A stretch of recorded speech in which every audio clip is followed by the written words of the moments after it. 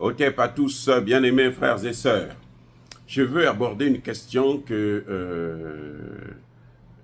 j'ai essayé d'effleurer dans une de mes vidéos concernant le footballeur Seydou Keita qui a investi 14 milliards pour la construction d'une usine qui va employer 10 000 personnes et puis sortir vraiment, faire avancer le pays. J'ai parlé de la bénédiction d'un État. Donc, je veux approfondir la question. La malédiction et la bénédiction d'un État. Comment un État peut être maudit? Un État, oui, peut être maudit. Parce que l'État est une entité. Là, nous rentrons dans la spiritualité profonde. L'État est une entité. C'est comme une personne. Devant Dieu, c'est comme une personne. Le pays, là, c'est une personne. C'est une unité qui a une responsabilité. La Bible vous dit d'ailleurs que il y a des anges qui gardent l'État. Et à l'intérieur de l'État, il y a des anges qui gardent la ville. Il y a des anges qui gardent la région, ainsi de suite.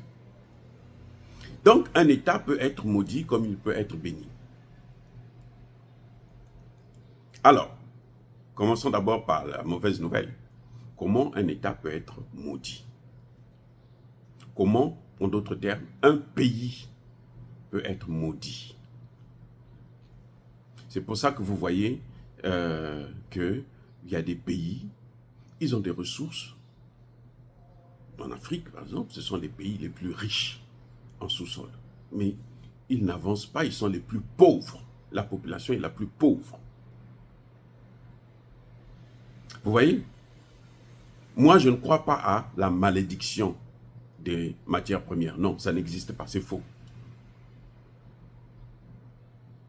Parce que les matières premières ne répondent pas devant Dieu. Ce sont les hommes qui répondent devant Dieu. Ce n'est pas les matières premières. Vous avez des matières premières, d'autres gens viennent s'enrichir. L'Europe, là que vous voyez là, la France, l'Angleterre, ils se sont développés à cause des matières premières africaines. Même les États-Unis, les matières premières là, africaines, le travail des Africains, ça les développe. Mais nous-mêmes, on recule. Parce que on est maudits. Nos pays, je veux dire, pas les individus, nos pays sont maudits. Alors, maintenant, il faut comprendre pourquoi, qu'est-ce qui fait que nos pays puissent être maudits? Quelle est la cause de cette malédiction des États africains? La cause de la malédiction des États africains vient de la gestion des autorités. Je reprends. La cause de la malédiction des États africains est la conséquence de la mauvaise gestion des autorités. Ben oui, la mauvaise gestion des autorités. La mauvaise gestion, je ne parle pas de l'esclavage, la colonisation, non, ça c'est conséquence. Mais je parle de la situation aujourd'hui. Nous avons obtenu, même si ce sont des fausses indépendances, une fausse souveraineté, mais nous l'avions quand même eu, ne serait-ce que de nom. Mais on n'avance pas. Il y a 50 ans, on était au même niveau que la Chine, que l'Indonésie, que la Malaisie. Tous sont aujourd'hui des pays émergents. En Afrique, il n'y a aucun pays émergent. Je dis bien aucun. Aucun pays émergent. C'est pour ça d'ailleurs que l'espoir vient de l'AES. Donc, la gestion des dirigeants, elle est tellement catastrophique que ça assombrit. Même les élites, même si tu es intelligent quand tu es dans ce pays-là, ce n'est pas évident de faire quelque chose parce que le pays est maudit. À cause de la mauvaise gestion. Une autorité, quelqu'un qui gère un pays, qui fait le contraire de la volonté de son peuple, vous croyez que ce pays-là va être béni? Quand il va même s'endetter au FMI, à la Banque mondiale, c'est vrai que ce sont des dettes piégées, mais si vous savez que c'est des dettes piégées, ne partez pas les prendre. Mais vous partez les prendre, vous les amenez. Qu'est-ce que ça va donner? Mais ça va vous détruire. Ça va vous maudire. Vous prenez la malédiction. Vous savez, même pour des choses qui vous donnent le plaisir, là, vous pouvez prendre la malédiction. Eh oui, les gars. Même sortir avec une femme ou avec un homme, ça peut vous permettre de vous apporter la malédiction. Vous sortez avec une femme, là, vous prenez la malédiction. Vous sortez avec un homme, là, vous prenez la malédiction. Votre vie est gâchée. Et pourtant, vous avez eu le plaisir de quelques minutes, mais toute votre vie est gâchée. Parce que vous avez pris la malédiction. Donc, tous les actes que nous posons ont des conséquences. Que ce soit au niveau étatique ou au niveau communal ou au niveau, comment dirais-je, de la famille. Eh oui. Vous traitez bien vos parents, vous êtes bénis. Ce n'est pas les parents qui vous bénissent. Hein.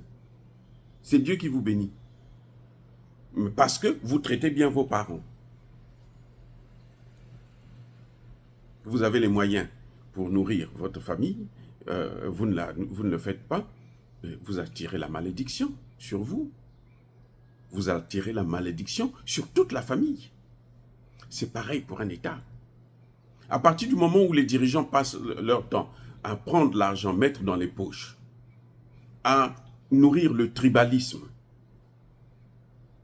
on ne peut travailler, on ne peut donner un poste qu'à celui qui est de la même tribu, ou au frère de sa copine, de sa femme, ainsi de suite.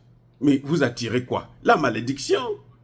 Et cette malédiction-là, c'est sur qui? Mais c'est sur l'ensemble du pays. Par contre, lorsque vous faites la volonté de Dieu et celle du peuple, parce que la volonté du peuple, là, c'est la volonté de Dieu. C'est pour ça que vous allez voir, c'est très rare qu'un peuple puisse se tromper. C'est très très rare. Quand le peuple dit, c'est-à-dire que sans la corruption, pas on vient, on donne de l'argent aux gens pour qu'ils puissent voter, on donne de l'argent aux gens pour qu'ils puissent sortir dans la rue pour crier, bravo, bravo. Non. Quand la population est consciente, et ça, tu n'as pas besoin de faire un travail pour ça. C'est naturel. Vous allez voir que, et quand il y a la cohésion entre le peuple et les dirigeants, vous allez voir que la bénédiction vient. Les portes s'ouvrent pour le pays. C'est ce qu'on est en train de voir avec l'AES. Contrairement aux autres pays africains. C'est pour ça d'ailleurs que vous voyez même que tout le continent africain, la jeunesse africaine, là, son espoir est sur l'AES. Je répète, la jeunesse africaine, son espoir est sur l'AES. Vous avez vu Sonko et Bassirou, ils ont été élus pourquoi? C'était pour qu'ils puissent faire comme l'AES ou rentrer dans l'AES. Ils sont venus, ils font tout le contraire. Qu'est-ce qui se passe? Et ça entraîne la malédiction de toute une nation. Là, nous sommes dans la spiritualité africaine, je vous le dis, je vous garantis. Ça, c'est la spiritualité africaine. Depuis que on a vu des dirigeants sérieux au Mali, au Burkina, au Niger, vous voyez, depuis qu'on a vu ça, vous voyez que ces pays sont en train de retrouver une lumière. Ceux qui ne le voient pas, c'est parce que, bon, ben, ils n'ont pas des yeux pour voir. Et tout. Mais ceux qui ont des yeux pour voir, ils voient qu'il y a la lumière qui est en train de venir là. Et les Occidentaux, qui travaillent pour assombrir nos États, le savent. C'est pour ça qu'ils mènent la guerre contre l'AES. C'est pour ça qu'ils sont en train d'encercler l'AES. Parce qu'ils savent qu'il y a la lumière qui est là. On ne tire pas, on ne jette pas la pierre sur une mangue verte. Sauf lorsque, bon, ben, on aime manger les mangues vertes, mais on jette la pierre sur un mur. C'est pour ça que vous voyez, ils sont en train de tout faire pour diviser nos gouvernements et leur population. Au sein même de l'État, là. Vous voyez comment on est en train de créer des problèmes entre Assimi Goïta et son Premier ministre, le docteur Choguel. Parce que ça vient de chez eux. Hein. Ne croyez pas que c'est un jeu. Ça vient de l'Occident. Mais ils sont en train de tout faire pour créer la division, une scission entre Assimi Goïta et son Premier ministre.